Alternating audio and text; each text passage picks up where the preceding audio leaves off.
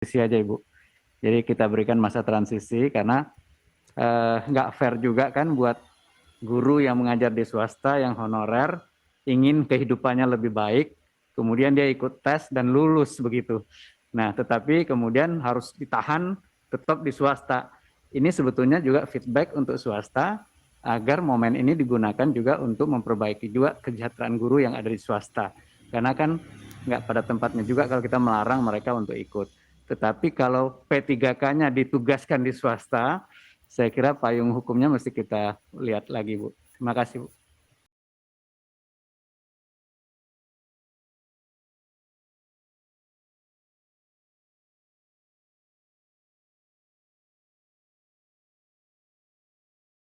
Menjadi notis ketika di Kemenpan RB adalah guru swasta ini Pak.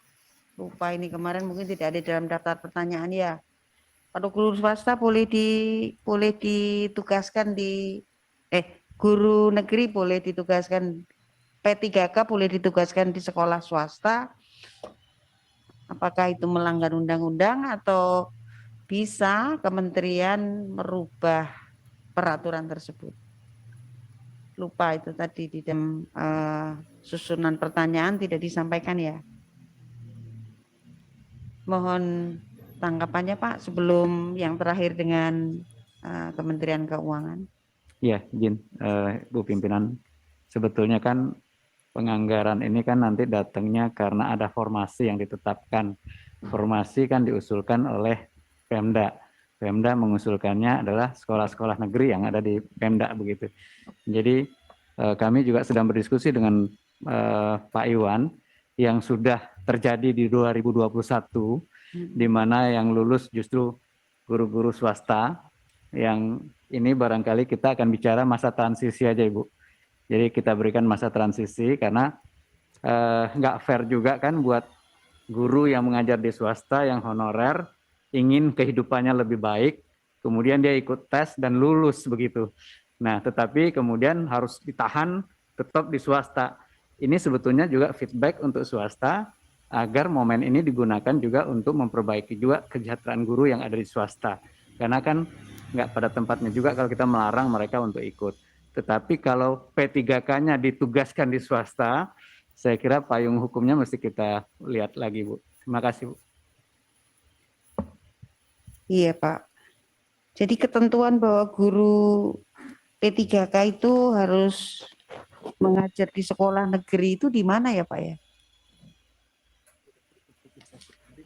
Karena kan bukan ketentuannya harus mengajar di sekolah negeri, Bu. Pada waktu formasi diusulkan, kemarin kan formasi itu melekat kepada sekolahnya, Bu. Jadi anggarannya juga kan melekatnya ke situ, begitu. Sementara kan swasta tidak mengusulkan formasi.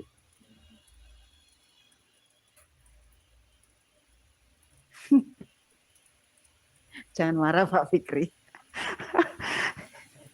Jadi mengapa dibuka untuk guru di luar sekolah negeri? Pusing ya Pak ya, pusing saya Pak.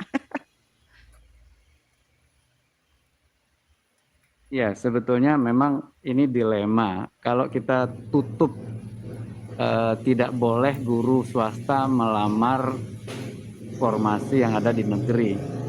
Kan berarti kita juga menutup kesempatan guru swasta tadi untuk memperbaiki kehidupan.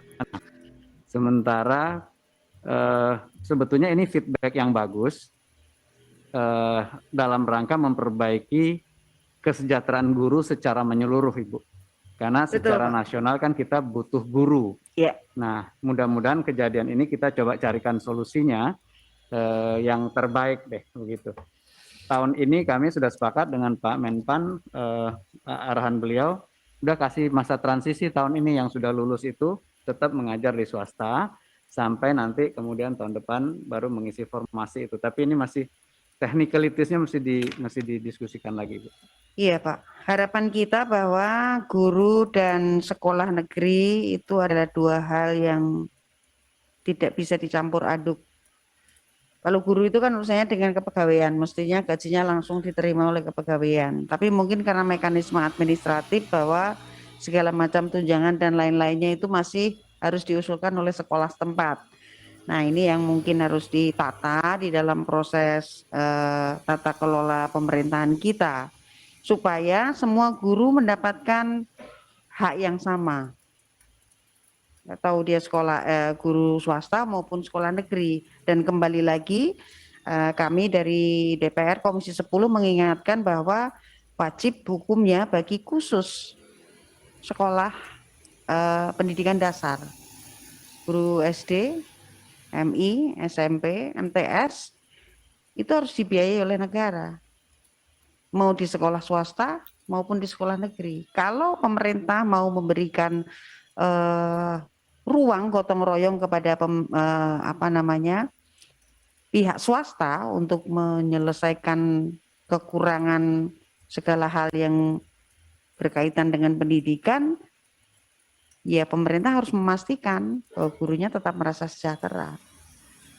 Pemerintah harus memastikan bahwa guru itu tidak terombang-ambing. Kalau ini kan terombang-ambing. Saya mau melakukan perbaikan nasib dengan status sebagai P3K, tetapi dia harus lepas dari tempat dia mengajar dulu.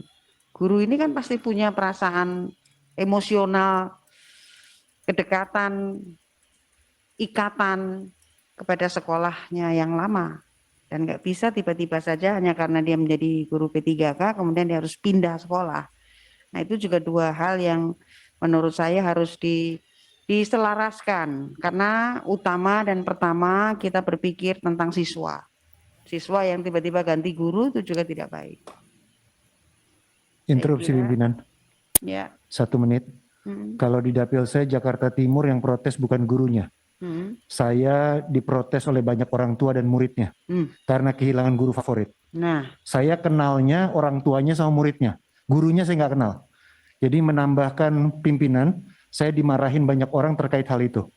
Meskipun DKI Jakarta tidak dapat dana apapun dari APBN, tapi dimarahinnya kena. Gitu. Jadi di dapil saya terjadinya seperti itu. Terima kasih pimpinan sudah menyuarakan aspirasi kita. Betul. Jadi itu juga ya, karena kita terlalu sering bincang-bincang sama guru ini, dan juga karena konstituen kita adalah sebagian besar orang tua, maka masalah ini menjadi masalah yang sangat pelik. Bisa saja sebenarnya Komisi 10 ini pokoknya mengundang rapat, mendeklar, tapi kalau tidak solutif, lama-lama juga tidak akan baik untuk perkembangan pendidikan kita. Saya kira yang terakhir paparan interupsi dari sebentar pimpinan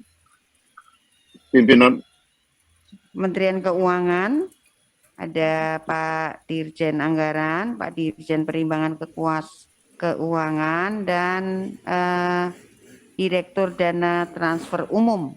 Komplit banget nih. Ini kayak rapat banggar ya Pak ya. Hebat sekali ini urusan guru ini, luar biasa, ini istimewa. Silakan Pak, mangga.